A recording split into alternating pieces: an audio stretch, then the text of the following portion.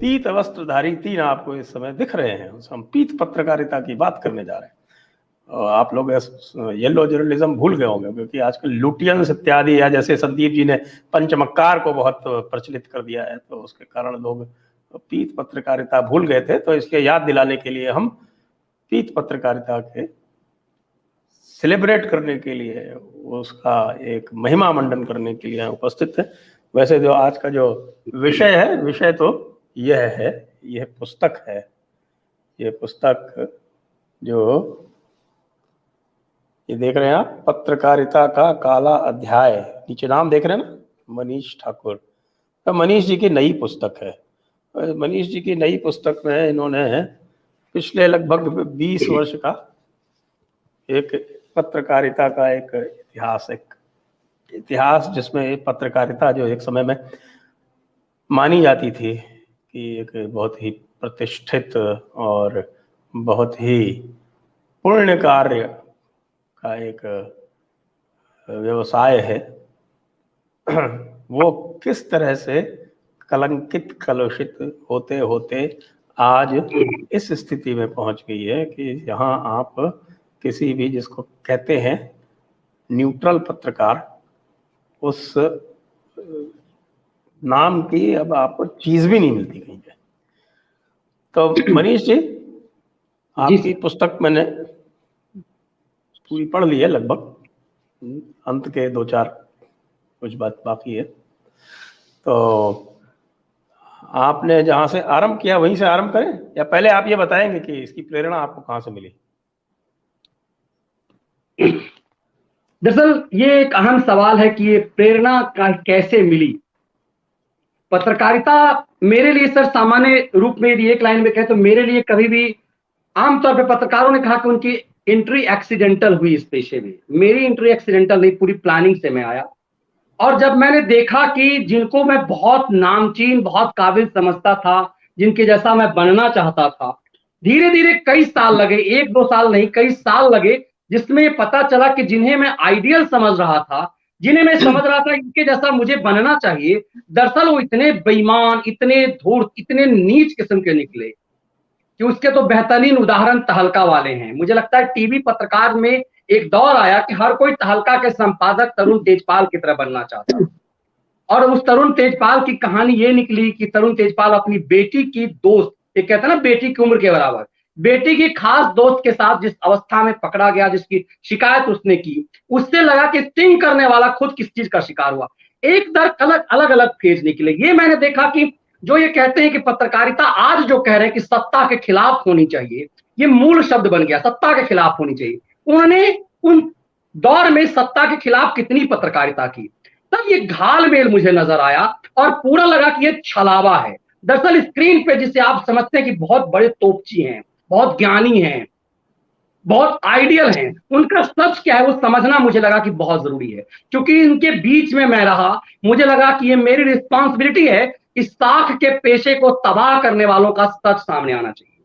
क्योंकि संदीप किताब लिख चुके थे, संदीप मेरे बहुत पुराने मित्र हैं, हम लोग लगभग कम से कम 17-18 साल से एक दूसरे को जानते हैं, और जानते ही नहीं है, बहुत बेहतर तरीके से जानते हैं। वो किताब लिख चुके हुए थे, तो मुझे लगता है कि कई मायने में संदीप वैसे तो मेरे लिए छोटे भाई की तरह रहे, हम लोग लगभग उम्र बराबर है, थोड़ा बहुत का अंतर है प्रोफेशनली जूनियर का, लेकिन इसके लिए मेरे लिए वो प्रेरक रहे, इस बात को स्वीकार करना पड़ेगा। आज संदीप प्रकाशक भी हैं, पुस्तक के डिस्ट्रीब्यूटर की कंडीशन में भी हैं, पत्रकार भी हैं और लेखक भी हैं। तो कहीं ना कहीं यदि आप कह रहे हैं कि प्रेरणा, तो मुझे लगता है इसमें भूमिका निश्चित रूप से मेरे मित्र संदीप देव की तो जरूर है। संदीप जी, आप तो इस सफर में, इस पुस्तक के सफर में इनके फेलो ट्रैवलर रहे, सहयात्री रहे, तो ये जो कह रहे हैं, तो आप बताएं इस पुस्तक की यात्रा, क्योंकि आप इस पुस्तक के प्रकाशक हैं। आप क्या कहेंगे इस पुस्तक के बारे में? एक पहले तो मैं आपसे पूछना चाहूंगा कि आपने किताब पढ़ी है, एज ए प्रकाशक पुस्तक की क्वालिटी कैसी लगी?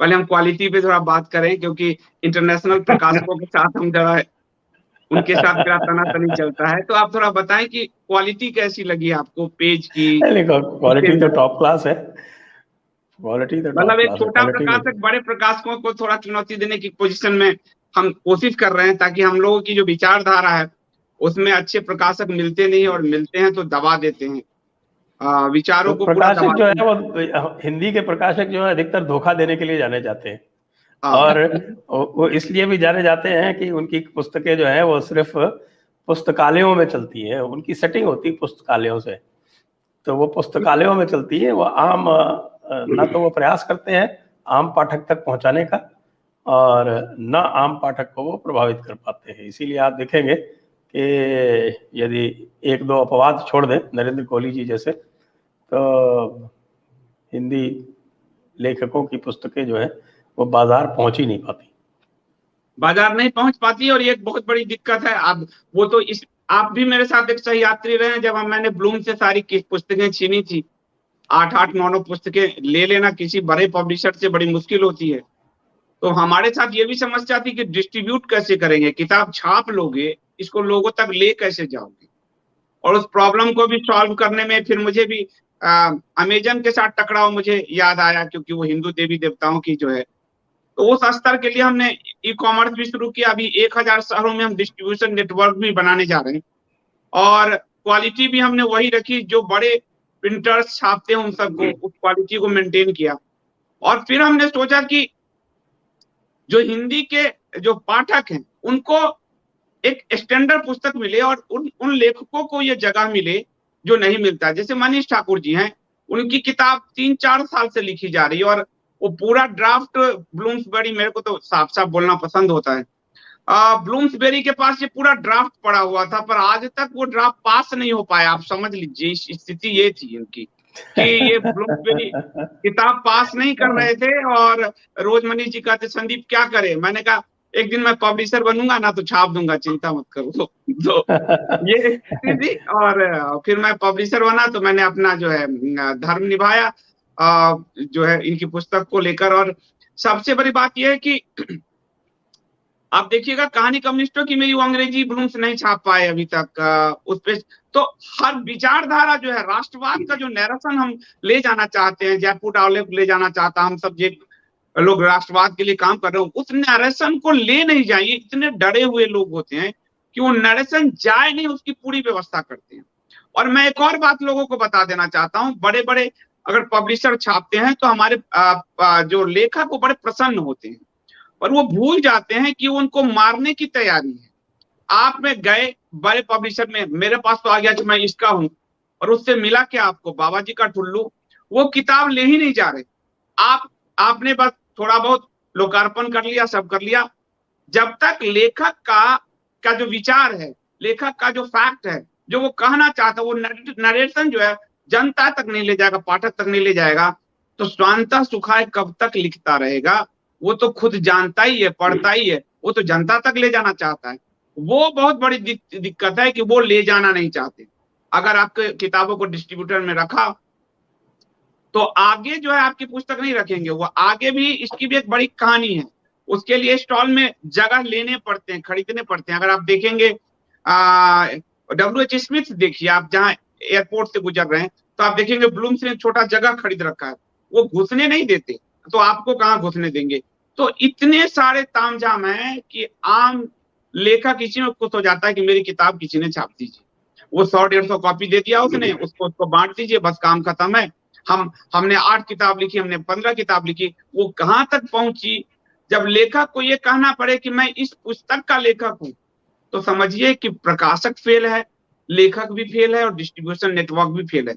जनता को जानना चाहिए। कभी नहीं कहेंगे तुलसीदास जी कि मैं रामचरितमानस का लेखक हूं। और तुलसीदास जी का ये दिखाया हुआ मार्ग है मेरे लिए कि जब तुलसी ने रामचरितमानस लिख दिया तो जनता तक जाए कैसे। उस समय एक ही कॉपी लिखी, अब वो जाएगा कैसे। तो तुलसी ने रामचरितमानस आधारित जो है रामायण की शुरुआत की। तुलसी जब उस जमाने में मार्केटिंग कर सकते हैं तो आज का लेखक पता नहीं क्यों झिझकता है। हम तो बहुत सारे, मैं तो लेखक भी रहा, इसलिए कोई मुझे ये नहीं कर सकता कि आप लेखक नहीं, आप नहीं जानते। लेखक में एक थोड़ा ईगो आ जाता है, मैं जनता तक अपनी बात कहने ले जाऊं, ये पब्लिशर का काम है। और पब्लिशर तो आपको मारने के लिए बैठा है, उसका तो 5 से 10 ही बड़े ऑथर हैं उसके बाद, जिससे उसकी पूरी दुकान चलती है। और बाकी पुस्तकालयों में, सामाजिक मंत्रालयों में, PSU की फंडिंग में, और सांसदों के पास 22 से 23 लाख का फंड होता है जो किताबों पे खर्च कर सकता है, उस फंड में जाके पब्लिशर बस माला माल होता रहता है, लेखक का विचार पहुंच नहीं पाता। तो इसलिए हमारा प्रयास है कि इसमें, और मैं इसमें कोशिश, मेरा प्रयास है कपोत में खासकर कि नए लेखकों को अवसर दूं, लेखकों को एक मंच मिले, उनकी पुस्तकें जाएं, उस पर पूरा एडिटोरियल बोर्ड काम करे, ताकि पुराने हम देखेंगे आज भी कुछ पब्लिशर्स हमारे नए आए हैं, पुराने हम उन नाम को सेल करना चाहते हैं, हम विचारों को सेल नहीं करना चाहते। ये हमें बदलना है कि हम उस विचार को सेल करना चाहते हैं जिस विचार में रामकृष्ण, तुलसी, आदि कवि, वाल्मीकि, व्यास सब उस विचार के आए। वेद लोग जानते हैं, वेद व्यास बाद में जानते हैं, रामायण जानते हैं, वाल्मीकि बाद में जानते हैं, लेकिन लोग गलत मार्केटिंग कर रहे हैं इस समय।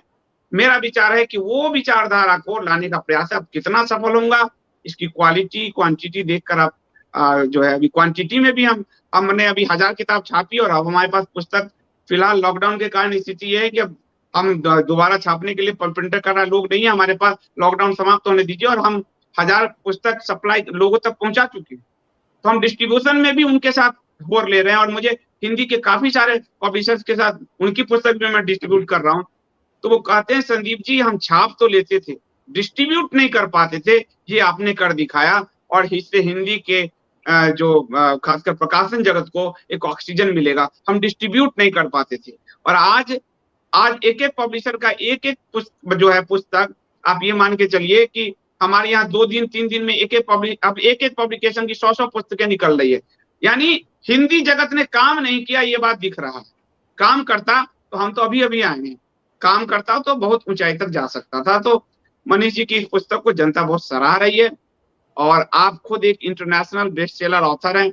आपने कृष्ण गोपेश्वरा की सीरीज लिखी है, ब्रेकिंग इंडिया फोर्स पे भी आपने लिखा है।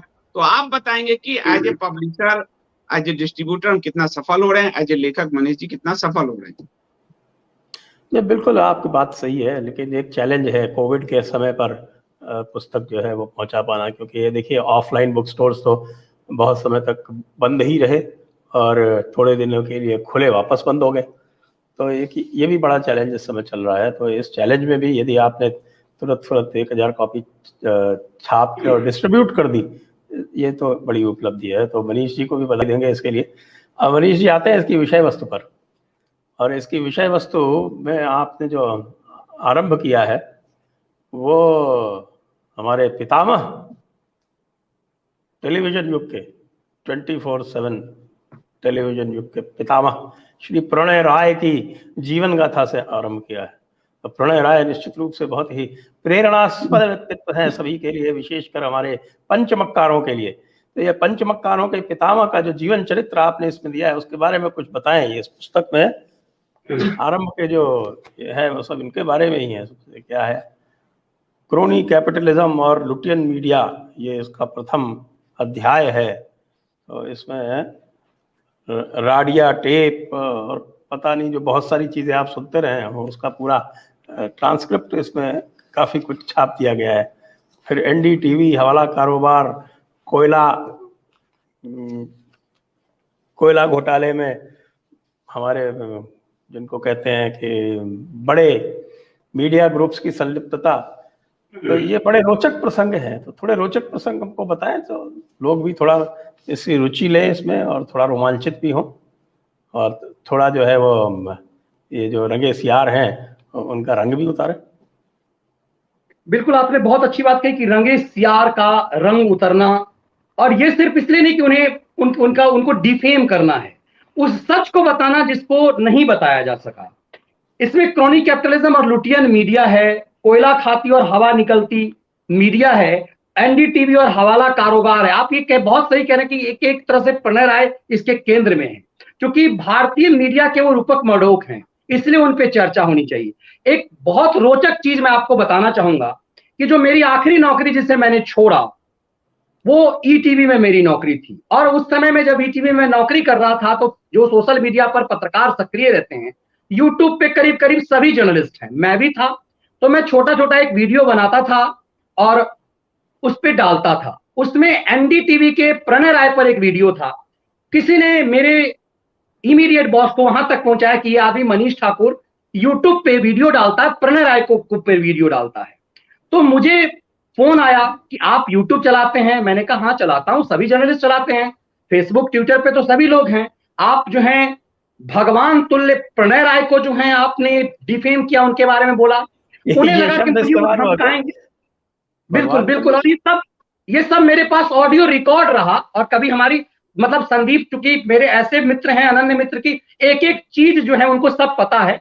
और कहते हैं कि यूट्यूब पे आने में भी संदीप की बड़ी भूमिका है, इस सच को स्वीकार करने में मुझे कोई गुरेज नहीं है। तब मैंने इमीडिएट कहा, जो आमतौर पर डर जाएगा आदमी, मिडिल फैमिली का आदमी तो डर ही जाएगा कि नौकरी जा रही है, कहा कि आप तुरंत जो है रिजाइन कर दीजिए, हम ये बर्दाश्त नहीं करेंगे। हमने कहा कि हम नौकरी प्रणय राय का कर रहे हैं या रामोजी राव का कर रहे हैं, ये पहले क्लियर हो जाए। तो भौचक रह गया। हमने कहा सुनिए, भगवान आपके लिए होंगे प्रणय राय, और ये सब ऑडियो रिकॉर्ड है। मैंने बताया कि मेरे पास सब रिकॉर्ड है, मैं सुप्रीम कोर्ट तक चला जाऊंगा, क्योंकि मैं सुप्रीम कोर्ट का रिपोर्टर सालों तक रहा, तो मैं बड़ा ठसक से बात बोलता रहा। और मैंने कहा कि मैं ये वीडियो डिलीट नहीं करूंगा, प्रणय राय भगवान आपके लिए होंगे, मेरे लिए नहीं। दूसरी बात, एक और चीज जो आपके साथ संदर्भ में एक पिछली चर्चा में हो चुकी है, कि हम तो भगवान से सवाल करते हैं, हम तो उस मुरली वाले से सवाल करते हैं, हम तो अपने मर्यादा पुरुषोत्तम से सवाल करते हैं कि तुमने अपनी पत्नी को क्यों छोड़ा प्रभु। तो हम तो सबसे पूछते हैं, तुम प्रणय राय को भगवान मान रहे हो। ये तमाम चीज जो मैं बोल रहा हूं, मेरी टेलीफोनिक बातचीत हुई अपने बॉस से, उन्हें लगा कि इसको साइड करते हैं, यार आज प्रणय राय पर बोल रहा तो मुझे भी बोलेगा। मैंने कहा मेरे पास फैक्ट है। उस समय तक सर ये किताब का प्रोसेस चल चुका हुआ था। उसके बाद ये चीजें चली, फिर मैंने रिजाइन किया, क्योंकि मुझे कहा गया कि आप यूट्यूब पे या तो सब वीडियो डिलीट कर दीजिए या फिर आप यहाँ नौकरी कीजिए, दोनों में से एक काम करना पड़ेगा। मेरी घर में भी बात हुई। ये अच्छी बात यह कि मेरी पत्नी ने इसमें सहयोग किया। मित्र संदीप देव ने उस समय मेरा मोरल हाउस बनाया, और उन्होंने कहा कि आप टीवी के जर्नलिस्ट रहे हैं, आप यहां बेहतर करेंगे, आप नौकरी छोड़ दीजिए। और मैंने प्रण किया कि मैं नौकरी छोड़ूंगा। और ये किताब आपको आश्चर्य लगेगा कि उस दौर में करीब करीब एक अंतिम कंडीशन में था, और मैंने नौकरी छोड़ी और फिर इस किताब को प्रक्रिया शुरू किया पूरे रिसर्च के द्वारा, जो आपको कह एनडीटीवी करो हालोवार, ये पूरे डॉक्यूमेंट्स के साथ हैं तमाम चीजें। और मुझे लगा कि ये चीजें पहुंचना चाहिए कि कैसे कैसे इन लोगों ने ये पूरे मीडिया जगत में, वो आदमी कहते हैं कविता है, ऊपर ऊपर ही पी जाते हैं जो पीने वाले हैं, कहते हैं ऐसे ही जीते हैं जो जीने वाले हैं। ये लोग साख के पेशे में ये बने रहे। पत्रकार का मतलब, जो लोग इस पत्रकारिता के स्वाभिमान में जीता रहा, वो बेचारा गरीबी में 10,000 की नौकरी करता रहा, और ये करोड़ों से खेलते रहे इस अनैतिक धंधे में। उनका पर्दाफाश होना चाहिए। एक पत्रकार है जिसको धान और गेहूं का फर्क नहीं है, उस चिरकुट को, वो बड़े चैनल में बड़ा एंकर रहा। और कमाल की बात है, देखिए यूट्यूब पे मौजूद है, वो कह रहा है धान, मैं खड़ा हूं धान के खेत में, धान मतलब गेहूं, गेहूं मतलब आटा, पता नहीं क्या क्या कह रहा है। उसका नाम तो है ऐसे लोग, शर्मा। प्रणय राय ने ऐसे लोगों को सर नौकरी पे रखा जो बड़े बड़े बाप। सुब्रमण्यम स्वामी इसकी बहुत बेहतरीन व्याख्या करते हैं। मनीष जी रुकिए, उसका नाम लेना आवश्यक है। उसका नाम है अभिसार शर्मा। और उस अभिसार शर्मा के बारे में संदीप बहुत रोचक जानकारी देते रहते हैं। अभिसार शर्मा कैसे निकाले भाई, ऐसे जो है वो महान चिरकुट, जो ये ऐसे चिरकुटों की ये टोली है जो बड़ा बना रहा। मुझे लगता है कि उनका सच सामने आना चाहिए। और ये नैतिकता की बात है, जो घोर अनैतिक लोग हैं वो नैतिकता की बातें करते हैं। मुझे लगता है ये चीजें आनी चाहिए सामने, और यही चीजें सामने आई है। सर संदीप जी, ये गेहूं धान गेहूं, तो धान और गेहूं नहीं जानते तो ज्वार बाजरा तो खैर क्या जानेंगे।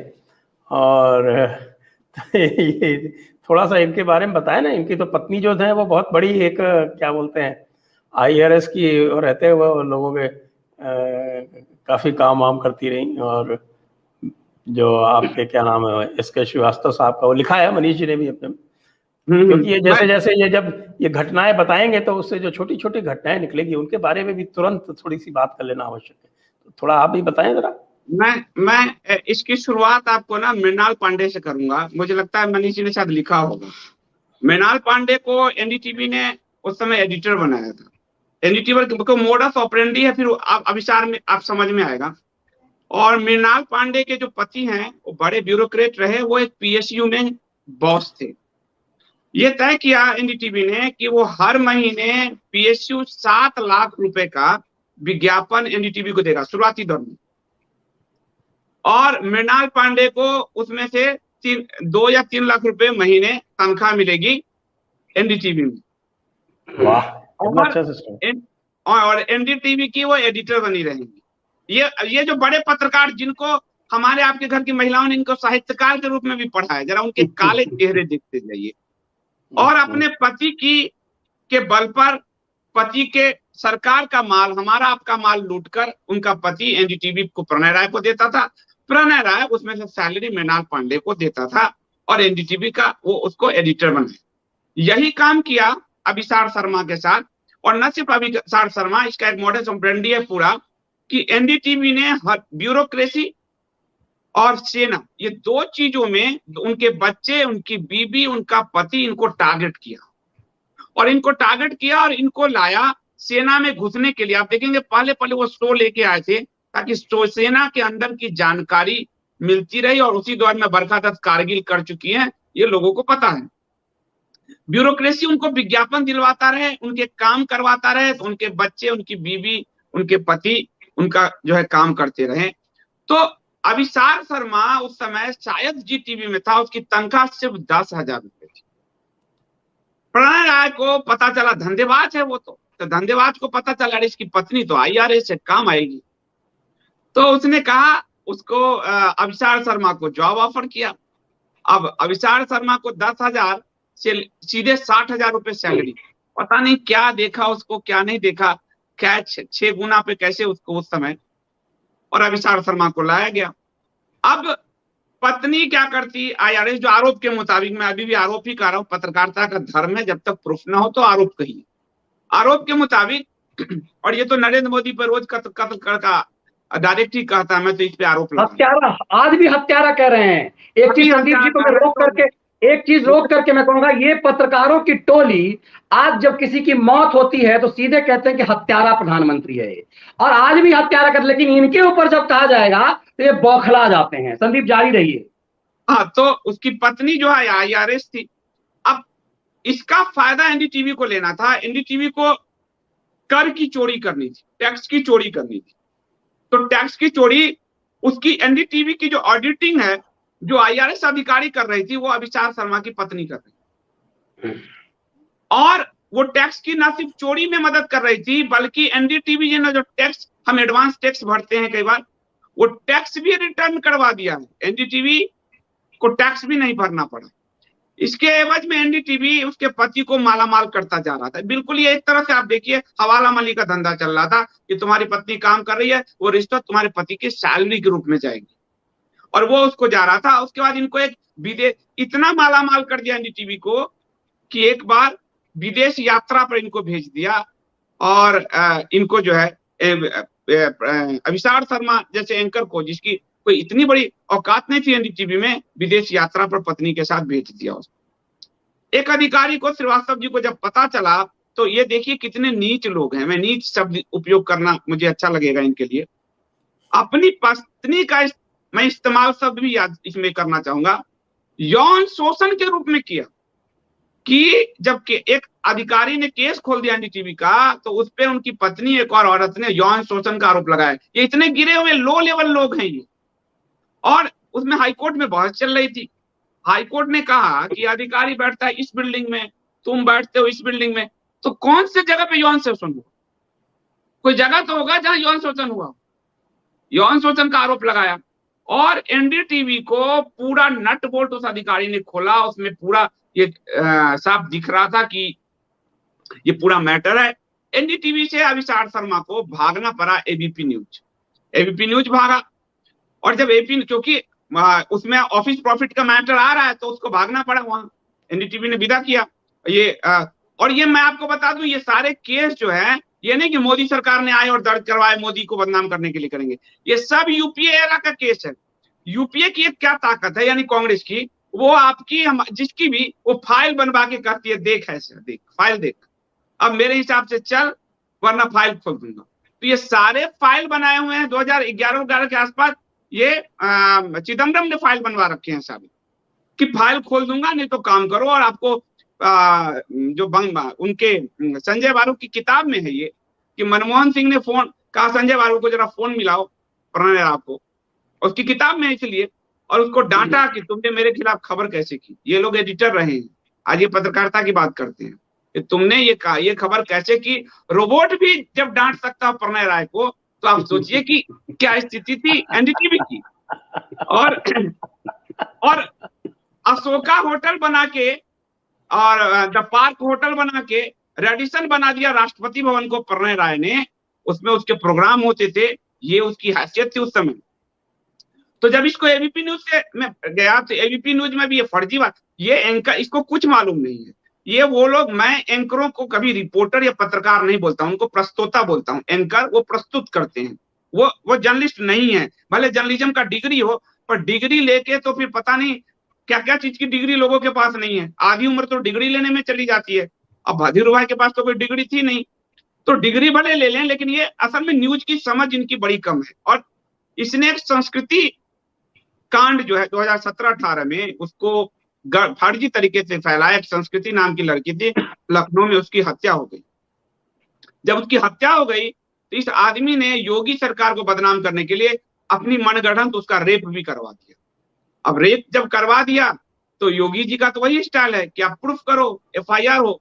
तो संस्कृति के माँ बाप ने एफआईआर दर्ज कर, एफआईआर दर्ज किया तो एबीपी न्यूज ने, और वो खबर सबसे पहले indiaspeakdaily.com पे छपी थी, इंटरनल सोर्स से हमने पूरी पता की। तो एबीपी न्यूज ने कहा कि वो स्वाभाविक है, एंकर से, रिपोर्टर से, मैं खुद जितने केस मेरे पे दैनिक जागरण में हुए, नई दुनिया में हुए, वो रिपोर्टर को ही कहा जाता है कि आप प्रूफ कीजिए, आप लेके आइए। तो अभिसार शर्मा से कहा गया कि भैया ये नोटिस है, इसका जवाब दे दो और प्रूफ दे दो। प्रूफ तो था नहीं। तो अभिसार शर्मा ने रात दिन सबको फोन किया, यार किसी भी तरह से साबित कर दो कि रेप कुछ भी छेड़ा हो।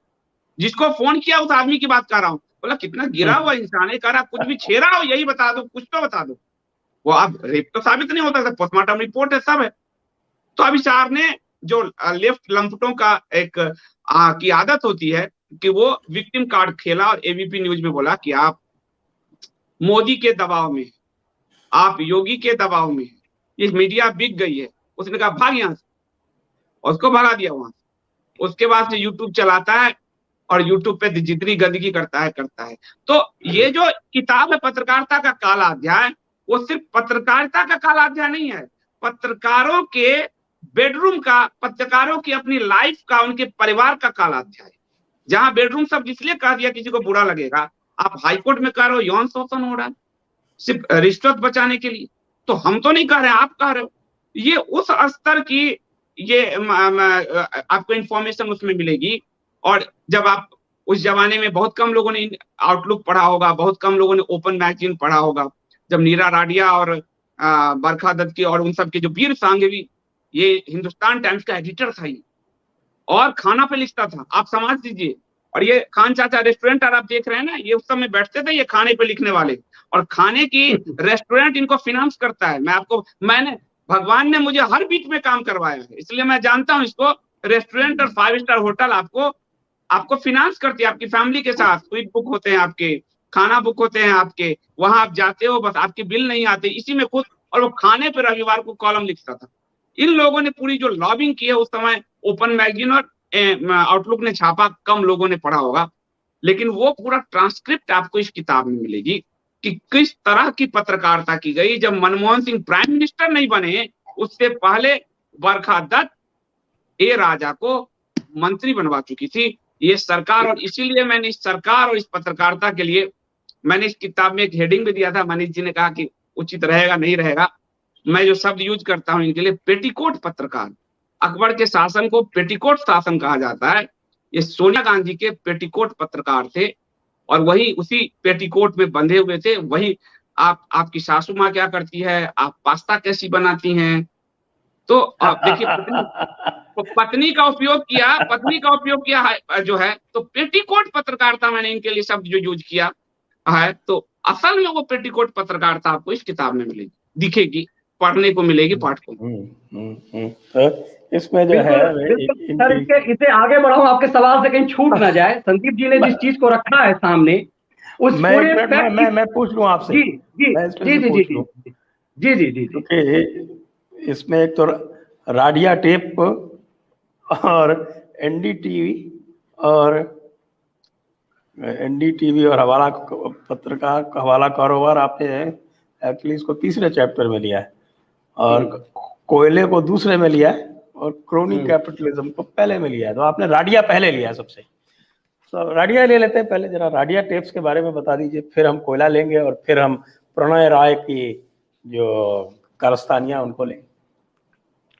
बिल्कुल सर, कहा कि आप राडिया टेप अपने आप में एक उदाहरण है, और इसीलिए जो संदीप जी ने जिस चीज को सामने रखा कि उसकी चर्चा, जो संदीप कह रहे थे चर्चा इसमें है। मैं इसीलिए कहता हूं कि ये किताब एक तरह से हम दोनों के का साझा सफर भी है, हम दोनों के अनुभवों का साझा सफर भी है कई चीजों में, क्योंकि हम लोगों ने ट्रू जर्नलिज्म की है, एकदम से होता है ना कि जो समर्पित भाव से किया। और इसका असर यह है कि बहुत अच्छी बात परसों संदीप कह रहे थे मुझसे कि मनीष भाई, इस पेशे में हमें कोई गुरु नहीं मिल पाया, क्योंकि बहुत लोग लिख रहे हैं आजकल, कोई पत्रकार जो हैं दिवंगत हो रहे हैं, मेरे गुरु थे। और इस सच है, हम दोनों का एक कॉमन चीज है कि इतने दिन टेलीविजन चैनल में रहा, मेरा कोई गॉड फादर नहीं बन पाया। अभी मैं कभी कभी सोचता हूं कि कितना दुर्भाग्यशाली हूं मैं कि मेरा पत्रकारिता में कोई गुरु नहीं मिल पाया मुझे। मैं सचमुच ये पीड़ा के साथ कई बार कहता हूं कि शायद या फिर मैं बना नहीं पाया, क्या हुआ। मुझे लगता है इस किताब को लिखने का वो भी एक कारण है। राडिया टेप जो है वो दरअसल दिखा रहा है इस केस में, जो आपने कहा पहले क्यों लिया उसको, राडिया टेप दिखा रहा है कि न्यूज रूम में, बड़े बड़े चैनलों के न्यूज रूम में सरकार का मंत्रिमंडल तय होता था। और आज ये चिरकुटों की टोली आज ये कह रही है, सवाल करती है, ये ट्रांसफर पोस्टिंग का धंधा करते थे, पत्रकार नहीं थे, ये दलाल थे जो भारत सरकार का मंत्रिमंडल तय करते थे। ये ट्रांसफर पोस्टिंग की इनकी कमाई का स्रोत क्या था? ट्रांसफर पोस्टिंग का। एक चैनल ऐसा जिसका उद्घाटन राष्ट्रपति भवन में होता है, एक चैनल ऐसा जहां पर राडिया टेप में ये टेलीफोन का, ये कोई नहीं, ये टेलीफोनिक टेप का रिकॉर्ड है जो आउटलुक ने छापा है और हमने साभार लिया है उस चीज को। ये दर्शाता है कि करते क्या थे। आज क्या है, आज देखिए हेमंत विश्व शर्मा आज चीफ मिनिस्टर, मतलब वो चुन लिए गए, किसी को कानो कान खबर नहीं। उस समय राडिया टेप के द्वारा मतलब मंत्रिमंडल तय हो जाता था, और मनमोहन सिंह से पहले किसी टीवी चैनल के पत्रकार को पता चलता था कि मनमोहन सरकार के मंत्रिमंडल में कौन होगा। ये क्या है, ये समझ में। और ये लोग नैतिकता की पाठ करते हैं, इसीलिए ये चीजें देनी जरूरी थी, और एक एक चीज इसीलिए उठाया गया। इसीलिए सर मैं कहता हूं कि ये किताब पत्रकारिता के छात्रों के लिए सिर्फ नहीं है, ये किताब 20 साल तक के भारत की राजनीति को समझने का है, पूरा उस कॉकटेल को समझने का है कि कैसे घालमेल राजनीति और पत्रकारिता ने इस देश के साथ किया है। मेरे कई साथी जो हैं, जो तथाकथित उस चैनल से हैं, मुझे पोस्ट में लिखते हैं कि मनीष भाई, इस किताब में क्या मोदी जी के बारे में भी कुछ आपने छापा है क्या? कि वो अप्रत्यक्ष रूप से लिखते हैं। मैंने कहा पहले किताब पढ़ो। मेरे कई दोस्तों ने कहा कि आपके दुश्मन ज्यादा पढ़ेंगे। सर क्योंकि हमने दुश्मन ज्यादा बना लिए हम लोगों ने, क्योंकि जब आप बोलते हैं, चुप रहने की कीमत है कि आपका कोई दुश्मन नहीं होता, लेकिन आप जब कुछ सक्रियता दिखाते हैं तो होता है, इसलिए होता है कि द मनीष ठाकुर शो को देखिए, स्ट्राइक मारा एक चैनल ने। कमाल की बात देखेंगे कि यूट्यूबर्स को स्ट्राइक कोई यूट्यूबर मारता है, एक चैनल मार रहा है स्ट्राइक, मतलब उसके सामने मेरी क्या हैसियत है? द मनीष ठाकुर, ये दिखाता है कि आपके पीछे क्या चीजें हैं, किस लिए, क्योंकि आप बोल रहे हैं। ये मुझे लगता है एक एक अध्याय इसके दस्तावेज हैं, और मैंने ये प्रयास किया है कि सब डॉक्यूमेंट्स के आधार पर एक चीज छूट ना, जैसे जो संदीप जिक्र कर रहे थे, ये सुब्रमण्यम स्वामी अक्सर कहा करते थे कि एनडीटीवी एक ऐसा मंच जो बड़े बड़े बाप के नालायक बेटे, नालायक मतलब जो पढ़ाई लिखाई में अंडा लाने वाले, जैसे राहुल गांधी अंडा लाते हैं, बंगाल में गए वहां अंडा ले आए, केरल गए वहां अंडा ले आए, जहां जाते हैं वहीं अंडा ले आते हैं, लेकिन है तो वो सोनिया पुत्र, राजीव गांधी के पुत्र, इंदिरा गांधी के पौत्र, तो वो कहीं सेट हो जाएंगे। दरअसल ये टेलीविजन सिर्फ यही नहीं सर, ये टेलीविजन ऐसे अयोग्य लोगों को जो बड़े बड़े बाप के थे, क्यों? क्योंकि वो सोर्स बनेंगे, वो दलाली का माध्यम बनेंगे, वो ट्रांसफर पोस्टिंग का माध्यम बनेंगे। इसलिए सही मायने में इस पेशे को पत्रकार नहीं मिल पाया, इस पेशे को मैक्सिमम संख्या में दलाल मिल पाया। इसीलिए ये समझते सबको अपने जैसा। एक चैनल से निकाला जाता है एक दाढ़ी वाला पत्रकार जो अपने आप को कहता है कि वो बहुत क्रांतिकारी है। अरविंद केजरीवाल के साथ इंटरव्यू में वीडियो लीक होता है, कहता है सेटिंग कर रहा है, बहुत क्रांतिकारी है। नौकरी से जाता है तो कहता है 500 करोड़ का सौदा। मतलब नरेंद्र मोदी ने 500 करोड़ एक चैनल को दिया, तब उसको निकाला। फिर एक छोटे से चैनल से बाहर आता है तो कहता है कि 250 करोड़ का सौदा। ये लोग समझते हैं कि मतलब ये इतने बड़े हैं। आज देखिए इन चिरकुटों की क्या चिरकुटाई है कि इनके प्राइम टाइम, इन्हें लगता था कि हम निकल जाएंगे, चैनल बंद हो जाएगा। कोई साधारण सी लड़की आती है, जैसे संदीप जी कह रहे हैं कि प्रस्तोता, एक प्रस्तोता आती है और तुम्हारे अहंकार को दोनों गाल पे लप्पर मारती है। तेरी यही औकात थी ना, तू प्राइम टाइम करता था ना। एक प्रस्तोता आई, बच्ची टाइप की लड़की, तुमसे बढ़िया टीआरपी दे रही है। ये इस पेशा का चरित्र है जो मुझे लगता है इस किताब में पूरी तरह से साफ है।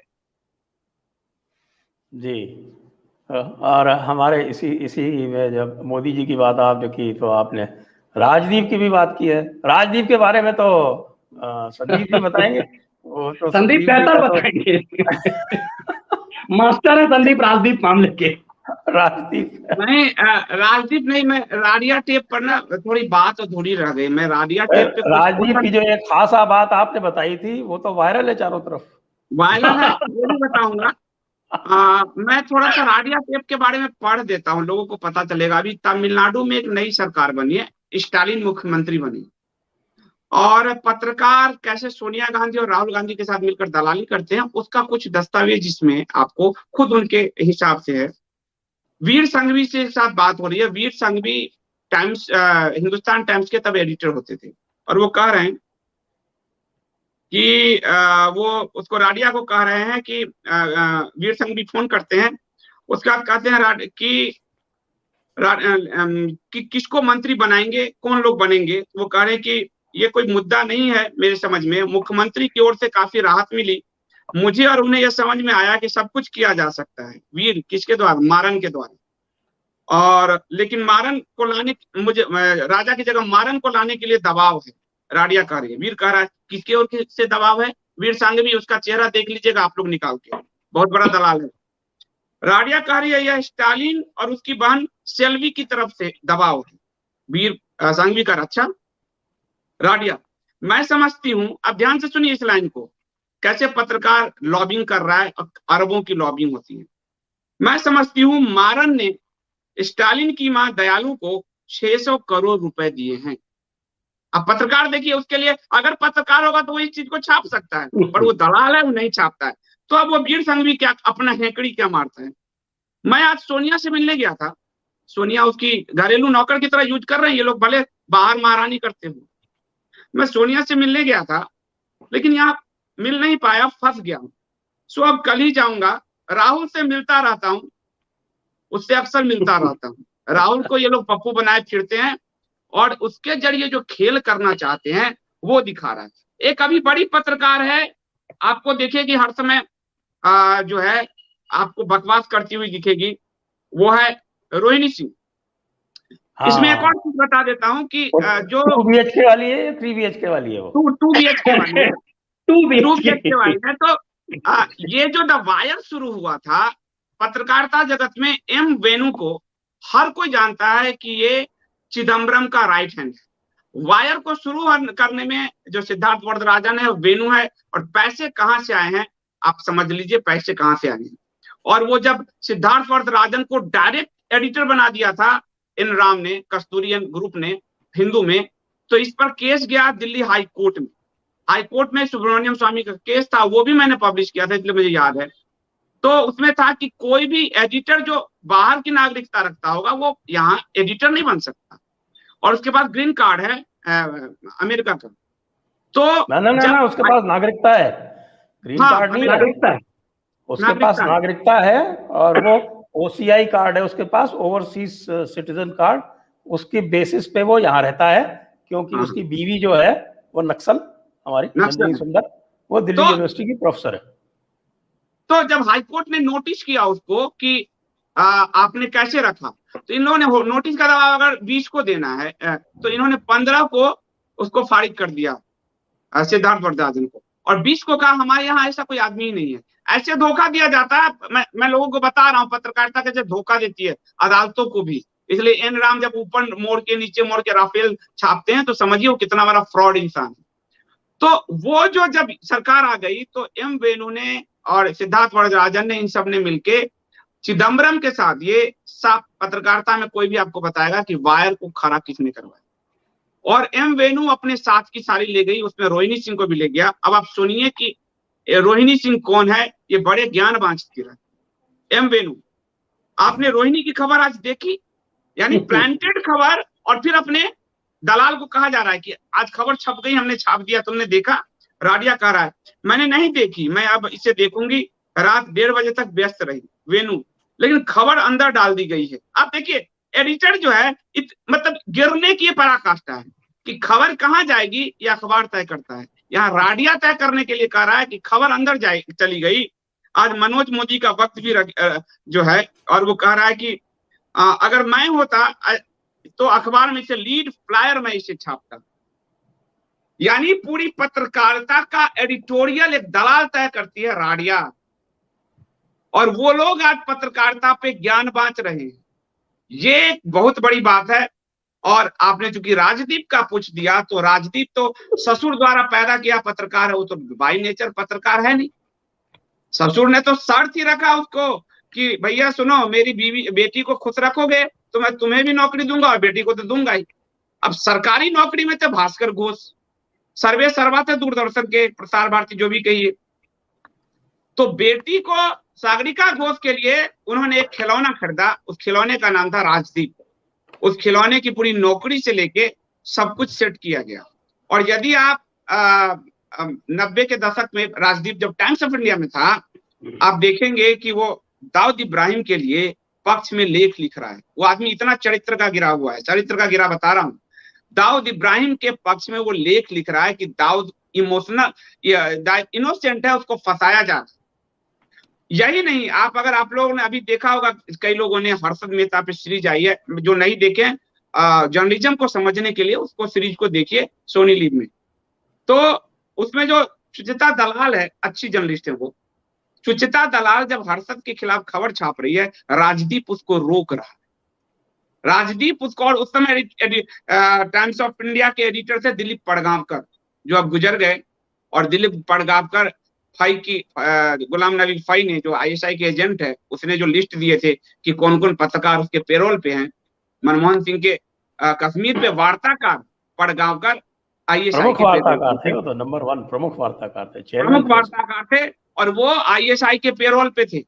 उन्हीं को ये अहंकार था कि भारत में प्राइम मिनिस्टर के बाद, ये उन्हीं के वक्तव्य हैं, भारत में प्राइम मिनिस्टर के बाद दूसरा पोस्ट टाइम्स ऑफ इंडिया के एडिटर, टाइम्स ऑफ इंडिया के संपादक।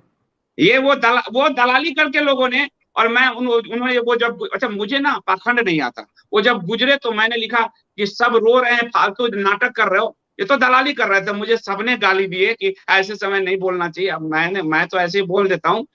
तो उस दिलीप पड़गांवकर को, उसमें दिलीप पड़गांवकर, जो राजदीप सरदेसाई है, उसने खबर तक रोकी हर्षद की। यानी ये हर दलाल के साथ ये साथी रहा है राजदीप सरदेसाई। और राजदीप सरदेसाई के जैसे आप इसको देख रहे हैं, अजीत अंजुम को राजीव शुक्ला माइनस करिए तो वो 0 है, राजदीप सरदेसाई के का ससुर उसके माइनस कर दीजिए वो 0 है। और ये लोग बड़े जर्नलिस्ट बन गए। कैसे बने, आपको मैं अपनी एक पुस्तक के हिसाब से बताता हूँ, साजिश की कहानी। जब ये जो चीज तीस्ता शीतलवार कब्र खुदवा रही थी, देखिए सबूत से कैसे हेरफेर होते हैं। उस समय एक पत्रकार वहां मौजूद था, पत्रकार को बोली इसको शूट करो। वो सहारा का पत्रकार था। सहारा के पत्रकार ने कहा ये कानूनन गलत है, बिना पुलिस के आप कब्र कैसे खुदवा रहे हो, हम इसको नहीं कर सकते। राजदीप सरदेसाई चैनल का मालिक हो चुका था, CNN IBN का मालिक हो चुका था। इस रिपोर्टर ने मना किया, रिपोर्ट, इसलिए मैं प्रस्तोता और रिपोर्टर में अंतर आपको इस उदाहरण से समझ में आएगा। रिपोर्टर ने कहा ये गैर कानूनी, आप बिना पुलिस के आप कब्र कैसे खुदवा रही, हम इसको नहीं चला सकते, हमको अपने ऊपर परमिशन लेना होगा। तब तक मेरा ये जो तीस्ता शीतलवार ने फोन किया राजदीप को, और राजदीप ने टिकट चलाना शुरू किया। आप देखिए कैसे खबर किया जाता है। और इस रिपोर्टर को सहारा में लात पड़ी कि तुम्हारे पास खबर थी, नहीं चलाया, पूछने की क्या जरूरत।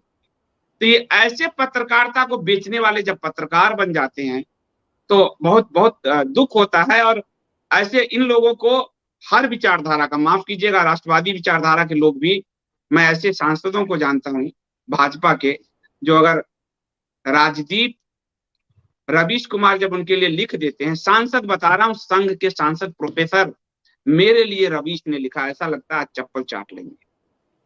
ये नैतिकता, इतना ज्यादा पॉल्यूट हो चुका है ना जर्नलिज्म, कि पॉल्यूटेड जर्नलिस्टों से सर्टिफाई होने के लिए ये लोग मर रहे हैं। ये, और ये पॉल्यूशन को साफ करने की जिम्मेदारी, मैंने हमेशा से यही कहा, लोग मुझे कहते हैं पत्रकारिता बहुत हमला करते हो। हम अपना घर जब बुहारते हैं तो झाड़ू ना सीधा ऐसे चलाते हैं, बाहर से नहीं झाड़ू चलाते। तो जिस पेशे में उसको हमें ही साफ करना पड़ेगा।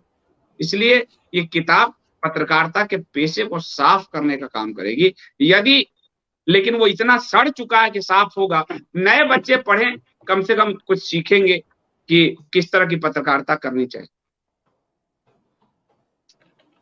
जी, तो अब जरा कोयले के बारे में बात कर ले,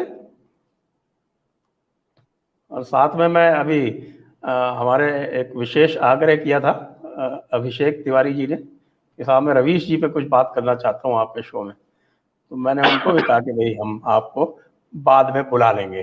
अंत में तो मैं उनको भी अवसर दूंगा रवीश जी के बारे में, माननीय महामहोपाध्याय श्री रवीश चंद्र पांडे जी की स्तुति में वो कुछ कहना चाहते हैं, विशेष रूप से कह रहे हैं। मैं बिहारी पर्सपेक्टिव से कुछ कहूंगा। मैंने कहा बिहारी तो संदीप देव जी भी हैं, कि नहीं मैं यार कुछ विशेष कहना चाहता हूँ। तो मैं विशेष के लिए मैं अभिषेक तिवारी जी को भी मैंने भेज दिया है कि 5 मिनट में आप भी ज्वाइन कर लो। तो हाँ साहब, तो अब बचा कोल और प्रणय राय, ये दो आप बताइए, फिर हम रवीश जी के बारे में बात करेंगे। इस किताब में सर, जैसे कि मैंने कहा कि केंद्र में ये घूम रहा है, इसमें प्रणय राय ही सेंटर पॉइंट हैं। भारतीय मीडिया के रूपक मर्डोक कहे जाते हैं, और कई चीजों को कि कैसे उनके ऊपर, जैसे संदीप कह रहे थे बहुत अच्छी बात, कि सरकार ने क्या किया, तुम्हारे ऊपर मुकदमा दर्ज, कांग्रेस ने हमेशा यही काम किया, और तुम बस हमारे लिए काम करते रहो वरना निपट जाओगे। जैसे एक बेहतरीन उदाहरण है, मेरे एक मित्र लॉयर हैं, उसने मुलायम सिंह यादव के खिलाफ उनके माध्यम से 100 करोड़ रुपए की सेल डीड का मामला, कि मुलायम सिंह और उसके परिवार के ऊपर इस ढंग का आरोप है, और ये सोनिया गांधी की कांग्रेस ने उस समय में लगाया, और उन्हें उम्मीद थी कि वो कभी राज्यसभा भी चले जाएंगे वो, और ये नाम एक पेंडुलम के रूप में रहा और आज तक लटका हुआ है। कहा जाता है कि मुलायम सिंह यादव को इस्तेमाल करने के लिए। इसी ढंग से ये सरकार जो 10 साल चली, इसने लगातार पत्रकारों को इस रूप में इस्तेमाल किया कि इनके पोल पट्टी सब जानते थे, तब भी इन्हें किस ढंग से इन्हें लटकाया रखा गया। और इतने गंभीर आरोप प्रणय राय पर कि दूरदर्शन में जब थे तो दूरदर्शन के सामान की चोरी का इस किताब में जिक्र भी है। अशोक श्रीवास्तव जो हम लोगों के सीनियर साथी हैं, अशोक श्रीवास्तव के बयान के आधार पर, क्योंकि उन्होंने कई यूट्यूब चैनल पे भी कहा, और ये सब चीज ये डॉक्यूमेंट्री प्रूफ है, ऐसा नहीं कि अशोक जी कह रहे हैं, ये डॉक्यूमेंट्री प्रूफ है कि कैसे दूरदर्शन में जब वो थे तो दूरदर्शन के सामान उठा करके और इसको खड़ा किया। और वो जो जिस चीज की चर्चा कर रहे थे संदीप की, दामाद बाबू थे रवीश राजदीप, तो उस क्यों दामाद को लेना, क्यों उसकी बिटिया को लेना, और इस चीज से पूरा कॉकटेल कैसे तैयार करना, उसको समझने की जरूरत है कि क्यों ऐसा हुआ, क्यों ऐसे ऐसे लोग ही पत्रकार कैसे बन गए, जो अपने आप को कहता है कि वी आर द वल्चर। क्योंकि यदि जर्नलिस्ट होता तो कभी नहीं कहता कि वल्चर। एक मतलब सोचिए निर्लज्जता की कैसी हद है कि प्रणय राय का चेला नंबर 1, जिसे चेला नंबर 1 कहेंगे आप, इसके 3 चेले हैं जिसको स्वीकार किया गया। एक तो खैर अपने आप को आजकल राष्ट्रवादी हो गए हैं, अब वो अर्नब गोस्वामी है। दूसरा ये 3 चेले अक्सर प्रणय जिक्र करती है, दोनों चेले जो हैं ये कैसे कहते हैं वी आर द वल्चर। और दूसरी वल्चर देखिए कि मरघट में बैठ करके वो क्या नाम है, बरखा दत्त, वो शमशान घाट में बैठ करके पत्रकारिता करे, और ये दुनिया के अखबारों में छप रहा है। ये सामान्य चीज नहीं है, ये भारत के खिलाफ एक बड़ा षड्यंत्र है, और ऐसे ही नहीं हो सकता, उसे भी समेटने की कोशिश इसमें की गई है। और इत्तेफाक बात, जैसा चर्चा हम लोग कर रहे थे कि किताब तो छपनी थी 1-1.5 साल पहले ही लगभग, लेकिन इस प्रसंग को भी, इस हाल के प्रसंग को भी इसमें जोड़ा गया है, और मुझे लगता है इसीलिए इसे नवीनतम रहेगा कि कैसे इन घोटालों में, कोयला घोटाला, राष्ट्रमंडल घोटाला, कैश फॉरवर्ड घोटाला, ये सिर्फ घोटालों की जानकारी नहीं है। ये किसी को हेडिंग से लगेगा कि ये घोटालों की जानकारी है, ये घोटालों की जानकारी नहीं है। आपको बताया गया है कि इस घोटालों को छुपाने के पीछे का खेल क्या पत्रकारों का है। इसीलिए मैं कहता हूं कि डॉक्यूमेंट्री बुक है, ये किताब एक ऐसा दस्तावेज है जिससे आपको ये लगेगा कि कई लोग लगेंगे अच्छा इसमें लगता मनीष जी ने तो वही लिख दिया ना, कोयला घोटाला, ये तो हम पढ़ लेंगे कहीं अखबार। कोयला घोटाला क्या है, राष्ट्रमंडल तेल घोटाला का सिर्फ ये नहीं है, इस घोटाले को कैसे छुपाया, और निर्लज्जों की इस टोली ने जिसने इन घोटालों को छुपाया, वो आज कहते हैं कि पत्रकारिता तो सत्ता के खिलाफ होता है, जिसके लिए अलग अलग नाम, उसको हम खैराती पारे कहते हैं, अलग अलग नाम लोगों के ने दिए हैं। इस आधार पे आपको लगेगा, आज जो लोग कह रहे हैं कि इसमें लिखा गया है, वो एक पत्रकार था बहुत बड़ा, आजकल बहुत बड़ा ज्ञानी बना हुआ है यूट्यूब पे, उसने, दिग्विजय सिंह ने एक चैनल शुरू किया, इसकी भी चर्चा थोड़ी सी उसमें है कि कैसे जब कांग्रेस की 3 राज्यों में सरकार आई तो कांग्रेस के इन लोगों को लगा कि अब सब चैनल लाना चाहिए, तो कपिल सिब्बल चैनल लेके आया और एक चैनल लेके दिग्विजय सिंह मंगवाया, वो स्वराज करके चलता रहा। क्यों? क्योंकि इन्हें लगा कि हम ये जो बिचौलिए हैं, जो ये चिट फंड वाला धंधा करते हैं, उनको कहेंगे हम 3 राज्य में तो आ गए, राज्य अब हम लोकसभा के चुनाव में केंद्र में सरकार आ जाएंगे तो जल्दी जल्दी पैसा लगाओ हमारे फेवर में। लेकिन हुआ क्या, केंद्र में सरकार नहीं आई, मध्य प्रदेश में सरकार चली गई तो दोनों चैनल चला गया। मतलब कपिल सिब्बल का भी चैनल चला गया, एडिटर इन चीफ बरखा दत्त थी, बहुत जलील किया कपिल सिब्बल को, सुप्रीम कोर्ट तक घसीटने की बात कही। ये चलता ही, ये चीजें क्यों समझने की जरूरत है सर, कि कैसे जब 3 राज्यों में कांग्रेस की सरकार रही तो उम्मीद जगमगाई कि अब हम फिर कमाने का ही। और ये देखिए, दिग्विजय सिंह राजा आदमी है, कपिल सिब्बल के पास इतने पैसे हैं कि कोई कमी नहीं है, लेकिन ये सब अपने पैसे से चैनल नहीं ला रहे थे, ये सब लाए थे उठा के व्यापारी, और उनसे इनको इन्वेस्ट कराया था, नाम अपना था। लेकिन इन व्यापारियों को भी लगा अरे सरकार तो तुम्हारी केंद्र में आई नहीं, मध्य प्रदेश में चली गई, तो हम अब किसके क्यों पैसा फंसाएं, क्योंकि टेलीविजन लाभ का धंधा नहीं है, टेलीविजन जो है वो दूसरे किस्म का धंधा है। इससे बहुत कुछ समझने को मिलेगा। इसीलिए कि जो लोग ये कहते, कि एक पत्रकार था जब देश में अन्ना आंदोलन चल रहा था तो कहता था मैं देश के लिए खाता हूँ, घूम घूम करके पूरा पेट फुला फुला कर खाता था, वो केरल से लेकर कश्मीर तक खाता था और कहता था देश के लिए खाता हूँ।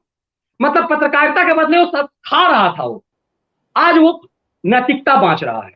तो इन सब की पोल पट्टी है, मुझे लगता है इसीलिए इस किताब को समझने की जरूरत है। और ये किताब क्या है, ये घोटाले नहीं बता रहे हैं, ये घोटाले के पीछे के घोटाले को बता रहा है। जी जी जी जी बिल्कुल। और हमारे जो है आपकी स्वराज के एडिटर कौन थे? स्वराज में ये क्या नाम है, वो पेट फुलाकर संदीप भाई, भूल रहा हूँ नाम उसका, मैं भूल जाता हूँ। बहुत सारे लोग थे उसमें, बहुत सारे, विनोद दुआ था, और ये सब कंसल्टिंग एडिटर थे, करीब 8-9 कंसल्टिंग एडिटर थे उस चैनल में। आपको आश्चर्य लगेगा, बहुत बड़े बड़े नाम जो है जो खलिहर हो गए थे, जैसे आज बहुत सारे लोग खलिहर हो गए। आप देखिए कि एक मेरा संपादक था, सनसनीवास था, वो हमसे कहता था मनीष ठाकुर ज्यादा विद्वान मत बनो, टीवी में पढ़े लिखे लोगों की जरूरत नहीं होती है। और वो कैसा विद्वान है, वो एडिटर है। आज उसे यदि तुम एडिटर हो तो तुम विश्लेषण करो ना, ये तुम लोट पोट कर रहे हो, कभी किसान आंदोलन में दूध चाटने के लिए जाते हो, मलाई चाटने के लिए, कभी ममता बनर्जी के वहां जाते हो, कोरोना से खुद होते हो, अपने दोस्त को निपटा देते हो, पता नहीं चला भी गया। मतलब ये लोग, तुम संपादक रहे जीवन भर, तुम कभी पत्रकार, तुम रिपोर्टर नहीं रहे। मैं एक रिपोर्टर हूँ, संदीप एक रिपोर्टर है। हम लोग की बेचैनी होती है बड़ी खबर पे जाए फील्ड में, जो फील्ड में कभी गया नहीं वो फील्ड में आज क्यों जा रहा है? जब तुम एडिटर थे तब तुम कभी फील्ड में नहीं गए, आज किसके हित में तुम फील्ड में जा रहे हो? मुझे लगता है कि पत्रकारिता के काला अध्याय का वो भी हिस्सा, ये सब के सब आज नैतिकता बांच रहे हैं। जो घोर अनैतिक रहे, जब वो संपादक रहे तो उन्होंने कहा कि हम तो कहते थे, हम कॉलेज के जीवन में लड़कियां जब हम लोग छेड़ते थे तो कहते थे छेड़ो नहीं, छेड़ो तो छोड़ो नहीं। जिसकी ऐसी सोच हो वो संपादक बन जाए और उसकी जय जयकार हो तो कैसा आदमी लगा। इसीलिए मैंने इस किताब में भी लिखा, नाम बोल दीजिए, नाम।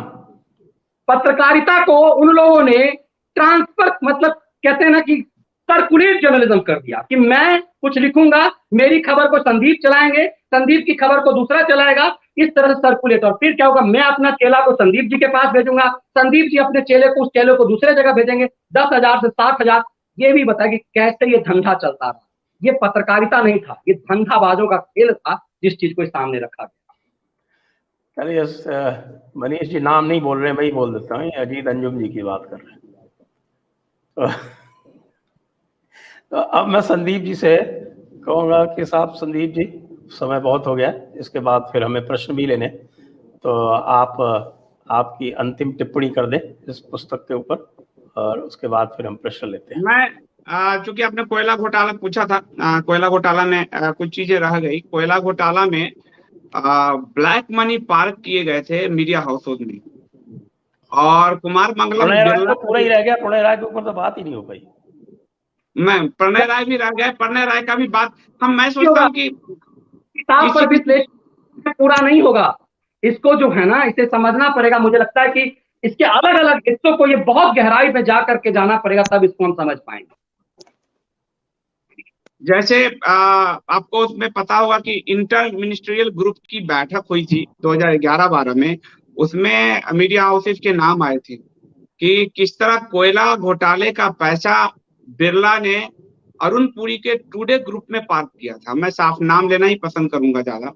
तो टुडे ग्रुप में, अरुण पुरी के टुडे ग्रुप में कोयला घोटाले का पैसा लगा था, जहां पे बैठ के अभी ज्ञान बांटा जा रहा है। एक 2G स्पेक्ट्रम के घोटाले का पैसा, काला पैसा अनिल अंबानी ने पार्क किया था टुडे ग्रुप में। दो, इसलिए शॉर्ट में बताता चलता हूं।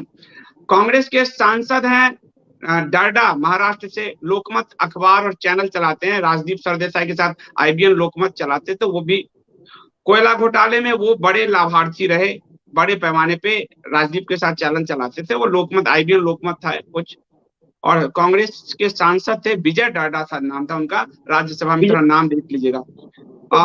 फिर हाँ, ये जो मधु कोड़ा था, मधु कोड़ा को जो फंसाया गया, मतलब वो जेल गया अकेला कोयला घोटाला में, जो झारखंड में मधु कोड़ा, उसमें झारखंड के बड़े अखबारों के नाम आए, जो तो पूरे मीडिया ने कोयला घोटाले के काले धन को अपने यहाँ पार्क किया। हवाला पूरा रूट मीडिया के थ्रू होते थे।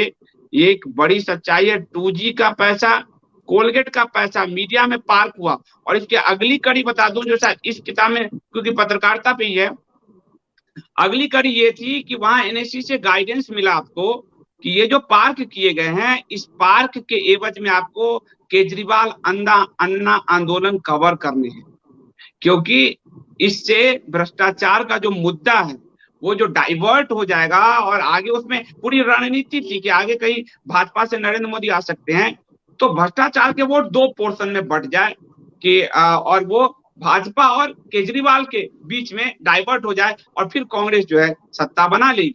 और इसीलिए साफ बैठक हुई मीडिया चैनलों में कि केजरीवाल और अन्ना के आंदोलन को जो उठाने के लिए कोयला घोटाला और 2G स्पेक्ट्रम के ब्लैक मनी को का इस्तेमाल हुआ मीडिया हाउसों में। ये फैक्ट है जो आज आप देख रहे हैं कि सभी बड़े चैनल केजरीवाल के पैसे पर बिके, आपको साफ दिख रहे हैं विज्ञापन। पूरे 1 साल में जो ये रहा है अभी कोरोना काल, 822 करोड़ रुपए मीडिया को रिश्वत दिए हैं केजरीवाल ने। और पूरे 3 महीने में, जब ये जिसको ये दूसरी लहर कहा जा रहा है, उसके आने के बाद पूरे 3 महीने में 150 करोड़ दिए। ये रिश्वत दिया जा रहा है, ये उस जमाने से चल रहा है, 2011 से ये रिश्वत देने का काम चल रहा है। तो ये जब तक आप नहीं समझेंगे, टेलीविजन पे 7 बजे बैठ गए हाथ मुंह धो के और बहस सुन रहे हैं, ये बंद कीजिए, ये सब नौटंकी चलता है। अभिषेक तिवारी जी आ गए हैं। एक सेकंड, ये जानकारी दे देता हूं कि जिन्होंने भी 30 अप्रैल के बाद ऑर्डर किया है पुस्तक का, सबको जो है पुस्तक भेज दिया जाएगा 20 मई तक।